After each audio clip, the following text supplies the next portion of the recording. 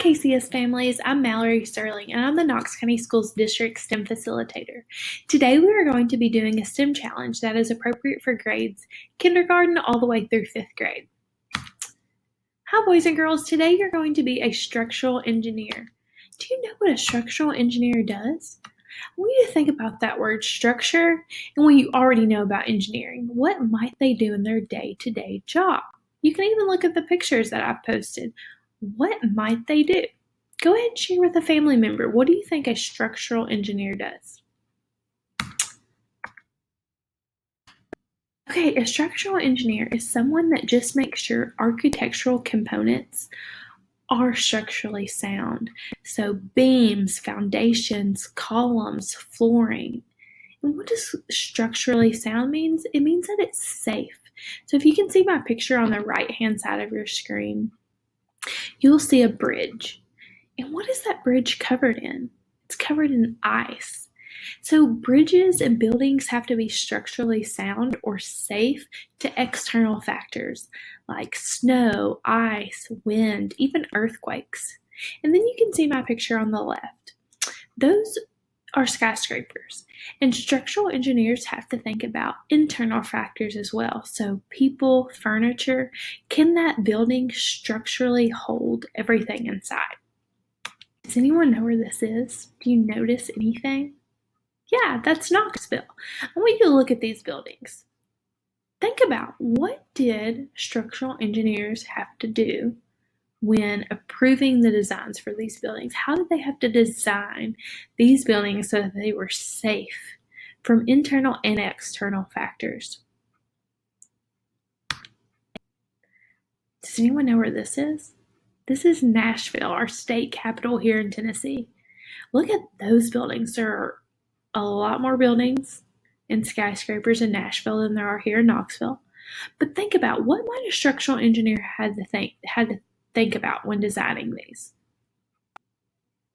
What kind of external factors do we face here in Tennessee? Do we have strong winds? Do we get snow? Does it ice? What about internal factors? Do you think a lot of people work inside of those buildings? Go ahead and think about it and share with your family and friends. What might have a structural engineer had to think of when designing these buildings? Here's your challenge. You will use the engineering design process to create a structure that can withstand strong winds. Why do you think I picked strong winds? Have we had any strong winds lately here in Tennessee? Yeah, it's springtime and sometimes we have storms. So structural engineers had to make sure that our buildings could withstand those strong winds. And today you're going to do the same thing.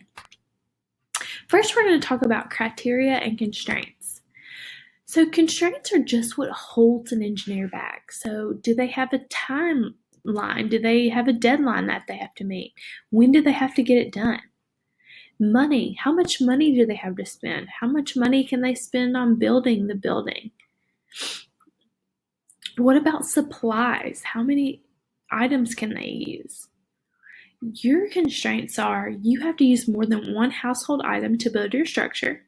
Your structure must stand at least 18 inches tall, and you have to be hands-off while testing. And we'll talk about what it means to be hands-off while testing as we go. Your criteria. So engineers have criteria. What is going to make their design successful? Your criteria is your building has to stay standing after blowing it with a hairdryer for 15 seconds. So you're going to take a hairdryer and blow it onto your structure and see if it stays standing for 15 seconds, or hopefully longer. Materials.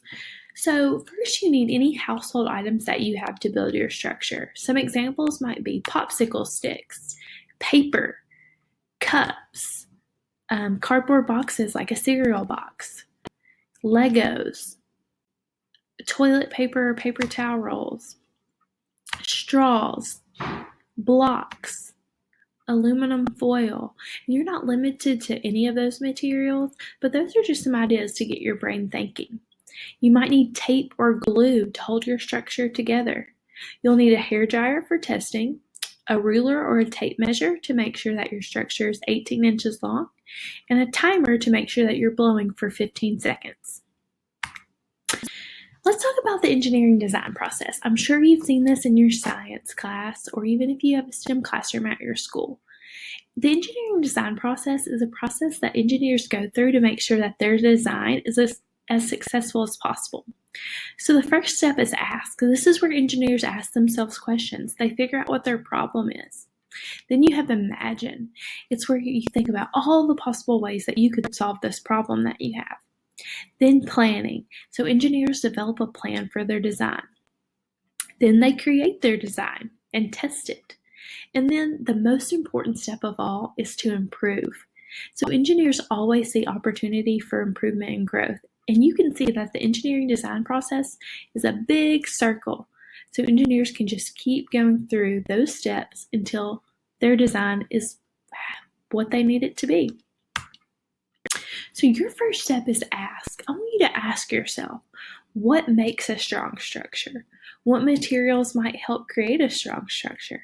And you can even go back and look at those skylines and those pictures of some skyscrapers. How are those buildings designed to withstand the external factor of wind? What do they look like? What are their pieces? So at any time you can pause this video, you can go back and think about, what might my structure need to have so that it can withstand the wind? Then you get to imagine. So how could you build your structure that follows the constraints but also meets the criteria? What materials might I use to build my structure? Can I come up with more than one idea? This is a really fun part because you get to imagine all the possible ways to solve this problem. Then plan. So grab a piece of paper, draw your plan out. You can draw more than one plan, but draw out what you have in mind. What are you going to use? How are you going to put it together? Label your parts. You can see my picture right here. Mine looks kind of like a castle. I decided to use toilet paper rolls, paper towel rolls, and construction paper. And I labeled that. I might even go beyond that and write down, this is what the construction paper is for. It's my roof. It's designed this way for this reason. So be really specific in your plan so that you can be successful. The next step is create. This is so much fun. You get to actually put your structure together. Use your plan to help guide the way. Make adjustments if you need. And then you get to test. So time to test. Take your hairdryer and blow on your structure for 15 seconds.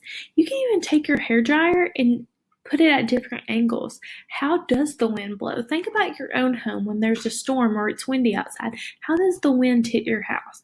Does it hit from different angles, different sides?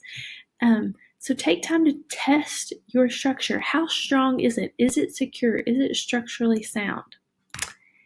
And then improve your design. Engineers use observations from their testing to make adjustments to improve their designs. So it's never perfect the first go around. Don't see this as failure, but an opportunity for growth and improvement. Are there ways that your structure could be stronger and more secure? What other materials could you use? Could you adjust the way that your structure is put together? Could you add to it? Do you need to take away? The possibilities are endless to make this better. So you finally have gone through the engineering design process just like a true engineer. Remember, the engineering design process is laid out in a circle because you keep going through it until your design is as great as it needs to be. You've done it. You've done a great job. We're so proud of you. Please, please, please share your thoughts and your ideas and your designs on Twitter. Tag me at KCS_STEM, and I can't wait to see what you come up with.